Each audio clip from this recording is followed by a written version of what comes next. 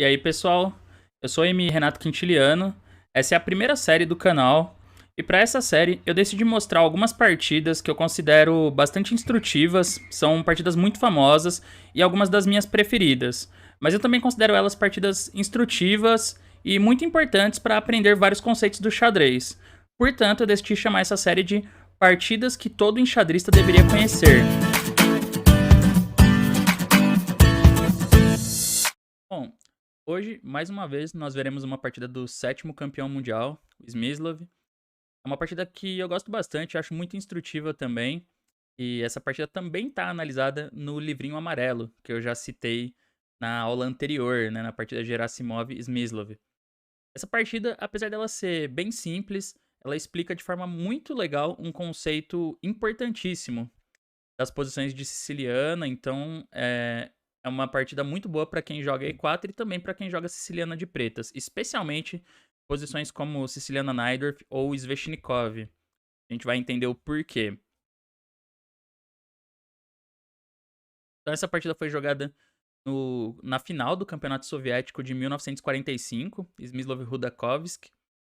Smyslov jogou E4, C5, cavalo F3, E6, D4, abriu aqui, C por D4, cavalo D4, 6, cavalo C3, e a gente tem D6 agora, que é a siciliana Scheveningen.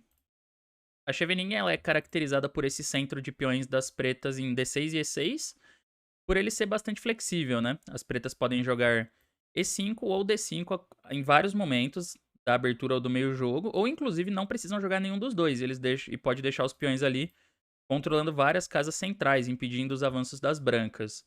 É até hoje uma siciliana muito popular. O Smyslov jogava bastante com bispo E2 aqui, bispo E7, roque, roque e bispo E3, uma variante simples de desenvolvimento onde as brancas colocam todas as peças no jogo bem rapidamente, roca rápido. É uma variante bem prática essa. Mas eu devo observar que hoje em dia a F4 é considerada uma ordem um pouco mais precisa. As brancas não precisam necessariamente desenvolver esse bispo já. Mas caso as pretas joguem cavalo C6, aí sim bispo E3. Mas ele jogou bispo E3 direto. As pretas fizeram cavalo C6. Então isso meio que transpõe para as ordens principais. Agora F4, ganhando mais espaço no centro, né, com esses dois peões. Eu diria que essa é uma das desvantagens da Scheveningen. Permite que as brancas tomem mais espaço no centro mais facilmente. E aqui as pretas continuaram com dama C7, preparando uma ação no centro. Outras opções que as pretas têm nessa posição são E5, bispo D7 ou A6. Resumindo, é uma variante que oferece várias possibilidades, né? Então ela é realmente bastante flexível. As pretas sempre têm muitas opções para escolher aí o plano. Um C7. E aqui ele joga dama E1. Uma manobra bem típica também dessas posições, preparando para passar a dama para a ala do rei, por G3 ali e tentar construir, né, um ataque contra o rei das pretas. Aqui, um lance como o cavalo DB5 é inofensivo para as pretas, apesar de parecer forte, né, porque ataca a dama e o peão em D6. Ele pode simplesmente voltar essa dama para B8, que é uma casa interessante, é uma casa útil nessas posições. Ele deixa D8 livre para a torre e no próximo expulsa o cavalo com A6. Porém, um lance que é sempre útil nessas posições é RH1, já saindo dessa diagonal aqui. Principalmente porque as brancas já jogaram F4, né? Então é uma medida profilática útil, deixar o rei já fora dessa diagonal.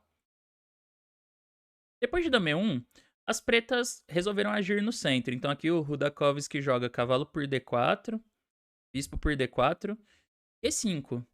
Ele tenta, né, ganhar um pouco de liberdade para as peças no centro, principalmente o bispo de C8, e ao mesmo tempo contestar aí o espaço das brancas. Smyslov jogou bispo E3. Um detalhe importante dessa posição é que se as brancas jogam F por E5, D por E5 e dama G3, tentando cravar ali, né, fazendo uma cravada na diagonal, as pretas têm bispo C5, respondendo com outra cravada. E aqui a gente vê por que era melhor esse rei estar em H1, né? Esse recurso não existiria com o rei em G1. Mas como ele está em H1, as brancas não podem tomar em E5 agora. Dama por E5, dama por E5 e o bispo está cravado, ó. Não toma a dama porque ele está cravado. Então bispo toma, dama toma, cheque, rei H1. E aí tá ameaçando torre por F6, então rei H8. E as pretas têm uma posição bem sólida aqui já. Ele volta. Só que aqui as pretas cometeram a primeira imprecisão, né, o Rudakovski aqui ele jogou bispo E6, que parece uma casa boa pro bispo, justamente pra isso que ele avançou o peão de E, mas na verdade esse lance não é tão legal, é que ele não funciona tão bem pras pretas como ele imaginou. Seria muito mais fácil, né, seria muito mais simples pras pretas jogar ou algo como A6, ameaçando B5 pra pôr o bispo em B7, que é mais ativo, já pressionando o peão ali. E aí no caso de A4, ele joga bispo D7 e passa esse bispo pra C6. Essa era uma possibilidade. Ou também, bispo D7 direto, pretendendo colocar esse bispo em C6. Quando ele faz bispo E6, ele dá uma chance do Smyslov jogar já por uma vantagem aqui, com um lance bem ativo, que é F5, ganhando um tempo importante em cima desse bispo. Mas não G4, né? G4 é uma jogada que às vezes é bom na Scheveningen, só que nesse caso aqui é ruim. Nesse caso não serve porque as pretas jogam E por F4. Não pode tomar de bispo porque dama B6 dá cheque e pega o peão de B2 ali, perigoso para as brancas. E se toma de torre, D5. E aí quem joga por ataque agora são as pretas, né? Por uma iniciativa muito forte aí no centro e inclusive na ala do rei, contra o rei branco que vai ficar muito aberto. Mas ele joga F5, que foi um lance bom. E agora as pretas erraram. Um bispo C4. Bispo C4 geralmente não seria um lance tão ruim, porque as pretas usam a casa C4, né, na siciliana, então é bom trocar as peças que controlam a casa C4. Só que nesse caso específico, permite que as brancas consigam uma vantagem posicional bem clara, esse bispo C4. Então eu quero que vocês pensem aqui e tentem descobrir como que o Smyslov jogou para explorar essa jogada. Jogam as brancas. O Smyslov é um jogador que eu gosto bastante, né? Como eu já falei na partida Gerasimov Smyslov, porque ele tem muitas partidas instrutivas e ele era um jogador que conseguia fazer partidas boas em diferentes estilos, assim, posições de ataque, posições mais estratégicas, finais. E todas as partidas dele, elas têm uma característica de ter um processo de pensamento muito lógico. Então, uma expressão, uma palavra que o pessoal usa para definir o estilo do Smyslov muitas vezes é clean. Um estilo limpo, assim, que você consegue entender muito bem o raciocínio dele, mesmo nas posições mais complexas. Então, na partida anterior, a gente viu o Smyslov ali pegando uma vantagem de iniciativa, jogando por atividade, mas aqui o tema é outro. Aqui ele mostra uma das características dele também, que era entender muito bem as trocas no tabuleiro. Que peças trocar e que peças deixar, e como usar isso para obter uma vantagem. Então aqui ele percebe que ele pode buscar uma posição estrategicamente muito superior, baseada em algumas trocas temáticas, algumas trocas instrutivas aqui. Primeiro ele joga bispo toma C4, depois dama por C4, e então bispo G5. E o que ele fez nas duas últimas jogadas, né? Basicamente ele força a troca desse bispo pelo cavalo em F6 e garante que as brancas terão acesso à casa D5 com o cavalo. Por isso que o bispo C4 das pretas é ruim, porque ele permite que as brancas forcem a troca de duas peças, né? Aliás, voltando um pouquinho até para explicar aqui, um dos problemas do E5 é que, por um lado, as pretas ganham espaço no centro. Elas conseguem um pouco mais de ar para as peças. Mas elas criam um ponto fraco que é a casa D5, um buraco aí, como a gente costuma chamar, né? Um posto avançado, um buraco. Que é uma casa no campo das pretas que não pode ser defendida por peões. Então, esse é o conceito de uma casa fraca mesmo. É quando o adversário tem uma casa, ou você tem uma casa no seu campo que você não consegue proteger com peões. Então ela fica exposta. Mas isso não é um grande problema se as pretas conseguirem manter essa casa controlada. Só que quando o Rudakovski aqui joga bispo C4, ele já oferece a troca de uma das peças que controlam aquela casa. Então o Smyslov percebe que ele pode trocar primeiro o bispo e depois o cavalo. Então, nenhuma peça menor das pretas, né? Nenhum bispo e nenhum cavalo vai conseguir controlar o ponto D5. E o bispo que sobra de casas pretas é o que a gente chama do bispo mau nessa estrutura, porque ele está limitado pelos próprios peões. Tendo isso em mente, percebendo esse perigo, né, as pretas deveriam ter jogado bispo D7. Só que isso não preveniria a posição das pretas de ser inferior. O Smyslov conseguiria uma vantagem da mesma forma que com bispo G5. E aí, bispo C6, porque é preciso controlar a casa D5, né? Bispo toma. Bispo toma F6. Ele joga RH1 primeiro. Não bispo C4 por causa de dama B6. De novo caindo ali o peão de B2. Então pelo menos dá um pouco de chance de confundir as coisas, né? As pretas conseguem complicar um pouco a posição. Mas, RH1. E quando torre A C8, bispo C4. E as brancas têm um bom controle da casa D5 de novo. Isso aqui tá melhor para as brancas, mas a diferença é que as pretas têm pelo menos uma peça que controla, que pode lutar pela casa D5. Na partida, ele ficou sem nenhuma peça para lutar pelo controle de D5. E isso faz toda a diferença.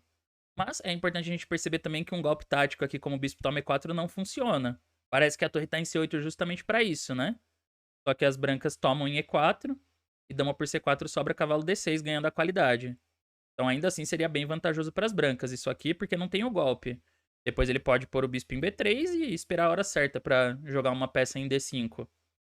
Mas de qualquer forma, na prática, era a melhor chance das pretas. Depois de bispo C4, as coisas se desenvolvem de forma muito mais favorável para as brancas. Ele troca, bispo G5, e aí foi torre E8, tentando salvar esse cavalo, né? Ele quer no próximo jogar, por exemplo, o cavalo D7. Mas o Smyslov não deixa. Troca.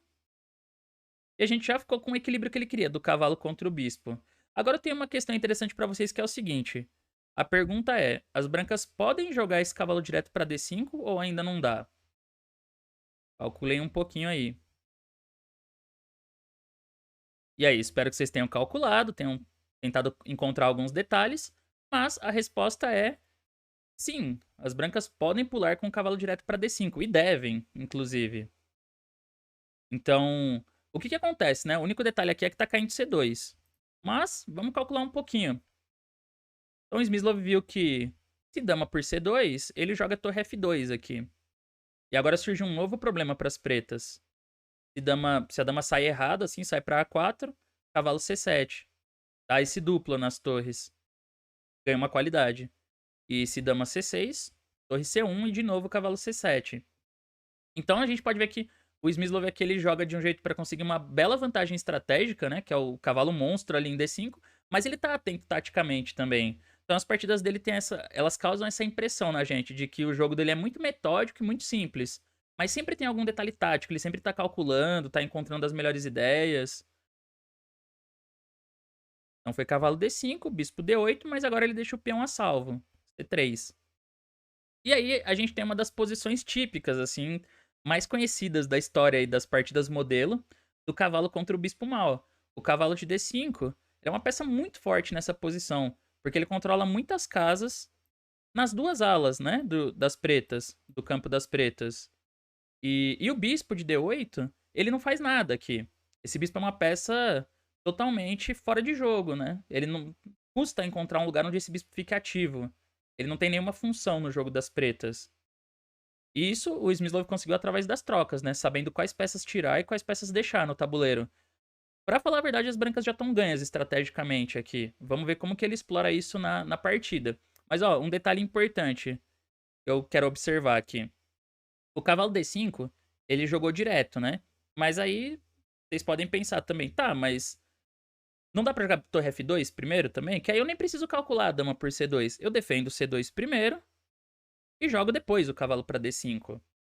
Mas às vezes, o xadrez, né? Bob Fischer dizia que era a tragédia de um tempo. E às vezes esse um tempo faz muita falta pros nossos planos. Aqui a gente tem um exemplo claro disso. Se as brancas jogassem torre F2, as pretas teriam a ideia de primeiro jogar bispo H4 aqui, pra forçar um enfraquecimento na ala do rei, né? G3. E agora esse bispo volta pra D8. Mas ele volta com a ameaça de cravar a torre em B6.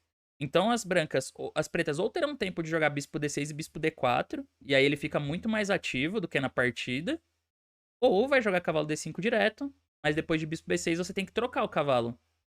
E agora a vantagem das brancas sumiu. Apesar de ainda ter a casa D5, ter um peão atrasado em D6, a nossa principal vantagem aqui era o cavalo de D5, a vantagem do Smyslov. Então ele perde essa vantagem, que é a melhor, né? É o que ele quer manter. Mas quando ele joga cavalo D5 direto, bispo D8 e C3, ele deixa o peão a salvo e controla a casa D4 também. Então as pretas não têm perspectiva nenhuma de melhorar esse bispo. O que resta para as pretas aqui? Tentar algum jogo na ala da dama. Então ele vai tentar abrir alguma linha, alguma coluna aí, né? Foi B5, jogou B3 aqui pra atacar a dama, ganhar um tempo. Dama C5, H1, torre C8. E agora ele percebe que o melhor plano, provavelmente, é passar as peças dele pra ala do rei, né? Porque, além disso, o bispo em D8, ele meio que impede as peças das pretas de passar pra ala do rei, né? Ele fica atrapalhando ali a coordenação das pretas.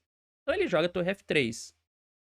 E de uma forma bem simples, bem lógica, vai tentar passar as peças pesadas, pra atacar o rei das pretas. Nessas posições, G4 pode parecer interessante, tentar avançar os peões.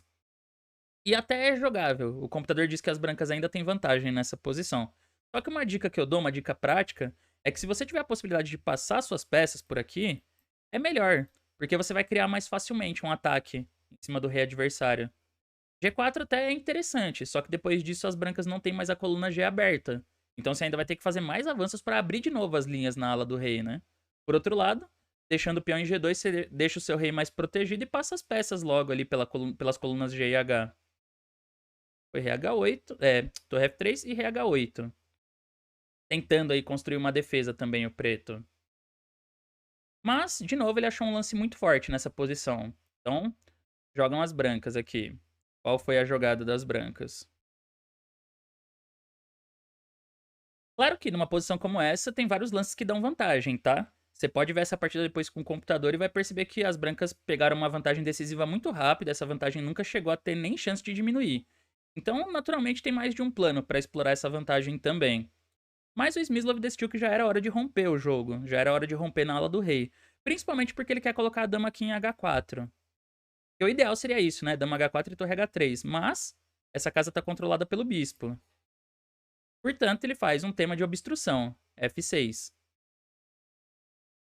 Se ele tentasse passar a torre primeiro para depois jogar o F6, aí as pretas teriam a chance de pôr o bispo em G5. Dama E2 e F6. Assim, tá perdido ainda isso aqui pro preto, as brancas ganham. Mas ele teria mais chances de tentar se defender com o bispo relativamente mais ativo, né? Fora da cadeia de peões. Então ele decidiu não dar essa chance. Ele joga F6 direto.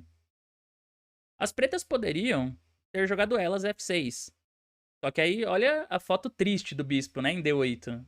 É totalmente depressiva essa posição, né? O bispo em D8 ali não joga nunca mais. Eu vou mostrar depois como que o jogo poderia ter se desenvolvido nesse caso. Mas vamos ver como que a partida terminou aqui. Rei H8, ele jogou F6. E agora as pretas não tem como impedir, né? Que se abram linhas ali em direção ao rei. G por F6. Se tomar este bispo, cavalo toma. Agora ele se desfaz do cavalo, né? Porque ele conseguiu abrir a ala do rei. E a gente teria um ataque muito parecido com o da partida mesmo, um ataque ganhador. Mas não vai mudar muito. Porque G por F6, dama H4. Então já cria a ameaça terrível aqui, né? De torre H3 e mate lá em H7. F5 aqui não funciona. As brancas jogam cavalo F6 mesmo. E agora as pretas têm que tomar. Só que isso leva a um ataque de mate muito rápido aqui. Torre G3. F8, torre G7. O único jeito de defender ali F7 é com torre E7, mas aí torre por H7. E agora ameaça torre H8. Esse rei tenta correr por E8, mas acaba perdendo do mesmo jeito, né? Rei D7, dama F5. Se tirar o rei cai C8. Se torre E6, dama por F7. Tem que voltar aqui, só que agora quando dá o cheque em F5, torre volta para E6, mas não tem peão em F7 mais. Torre H7. E as brancas estão completamente ganhas. Então foi G8 mesmo. Cavalo por F6. Torre G8 é pra poder pôr essa torre em G7, né? Quando passar ali pra H3. Cavalo por F6. Torre G7. A troca em F6, toma, dama toma, torre G7, torre G3, transpõe pra partida. Porque vai ficar a mesma posição da partida. Torre G7 e aí torre G3. O Smyslov segue aumentando a pressão, né? E o ponto é que não dá pra tomar em G3 porque dama por H7 e mate. Agora, se as pretas tentassem uma defesa como dama F2, tentando cravar essa torre, atacar o cavalo ali, tem um arremate bonito. Então vocês podem tentar descobrir para as brancas aí qual é o arremate. Na verdade tem dois aqui, né? Se você encontrou qualquer um dos dois, parabéns. O mais forçado é dama por H7, esse sacrifício de dama. Tudo porque o bispo ali, ó, interrompe a comunicação, né? Da torre de C8 com a ala do rei. Torre por H7, torre G8, mate. Também é possível torre por G7. Porque se toma em H4, torre G8. A diferença é que esse não é mate forçado, né? As pretas podem jogar rei por G7, assim, entregar a dama e perder com dama a menos. Dama por H7 é mate em 2. Mas foi bispo F6, dama por F6, e aí não tem opção, né? Torre de C, G8. No fim das contas, as pretas até conseguiram se livrar do cavalo de D5, mas a um custo muito alto, né? Custo de ficar com toda a ala do rei presa ali. As duas torres e o rei totalmente restringidos e cravados. Então a partida terminou muito rápido depois disso. Torre D1, atacando D6, finalmente, né? Agora que tá totalmente preso ali o jogo das pretas. D5, torre por G7. E aí as pretas abandonaram aqui. Torre por G7, torre por D5, seguido de torre D8. É uma partida simples, né? Quase uma miniatura ali. 28 lances, mas a partir do 20 já tava perdido já. Mas ainda assim eu acho ela muito instrutiva. A posição das pretas era tão dominada que mesmo se ele tivesse jogado F6 ali atrás, eu falei, né, que deixa o bispo totalmente preso, as brancas ganhariam desenvolvendo um ataque na ala do rei. Mas pra vocês terem ideia, não precisa nem ter pressa nesse tipo de posição. O branco pode usar todo o tempo do mundo pra manobrar as peças e esperar a hora certa de fazer o ataque ganhador. Porque o preto não tem contra-jogo. Aqui não tem nenhum contra-jogo ativo para as pretas. Um exemplo é a seguinte variante, ó, ela é longa, mas ela mostra como o jogo das pretas é bem sem esperança aqui. Torre H3, torre F8, dama H4, aí H6, dama G4. Agora ameaça a torre por H6. E H8, torre F1. É só uma questão de passar todas as peças para a ala do rei. As pretas vão ter que tentar fazer isso do jeito que dá também, né? Passar as próprias peças para a ala do rei para não levar mate. Dama A3, torre G3, torre G8. Dama E2, defende ali A2, né? H7, H4, para não ter nenhum tema de primeira fila. A5, rei H2, dama C5. Torre F, F3. Tá vendo como é útil não ter jogado G4 pro branco? Porque aí você pode dobrar as torres na coluna G agora. Enquanto isso, as pretas não tem nada lá do outro lado, ó. A4, ignora. Torre G6. A por B3, A por B3. Dama A7, passa a dama para defender aqui. Torre F, G3. Torre C5, dama G4, com a simples ameaça de torre por H6. Dama F7, dama H5. De novo ameaçando torre por H6, agora ganhando a dama. Dama F8. E agora o plano decisivo para as brancas é de alguma forma transferir esse cavalo para a ala do rei.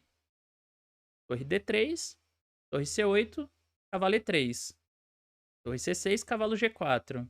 Finalmente o bispo sai pro jogo, bispo B6. Só que aí já era, né? Torre G3.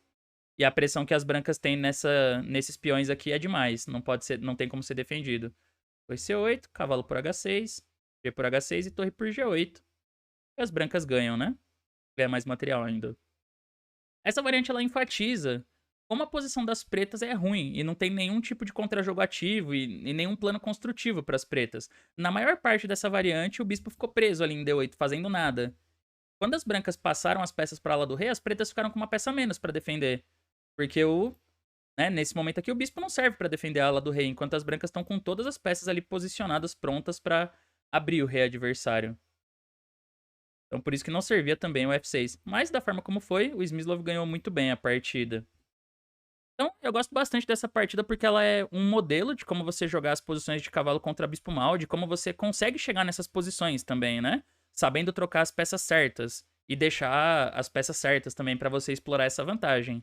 E para quem joga siciliana, é um bom aviso, né? Do tipo de cuidado que você tem que ter aí para não terminar com uma posição estrategicamente arruinada. Quem joga siciliana Najdorf, Sveshnikov, Scheveningen, posições que às vezes fica essa casa fraca em D5, tem que estar sempre atento com o problema dessa casa e evitar as posições, né, do cavalo contra o bispo mal. Então é isso, pessoal. Espero que vocês tenham gostado hoje da partida do Smyslov. Se você gostou, não se esquece de deixar aí, de curtir o vídeo, né, de se inscrever no canal se não for inscrito ainda, ativar as notificações para receber mais conteúdo como esse de xadrez.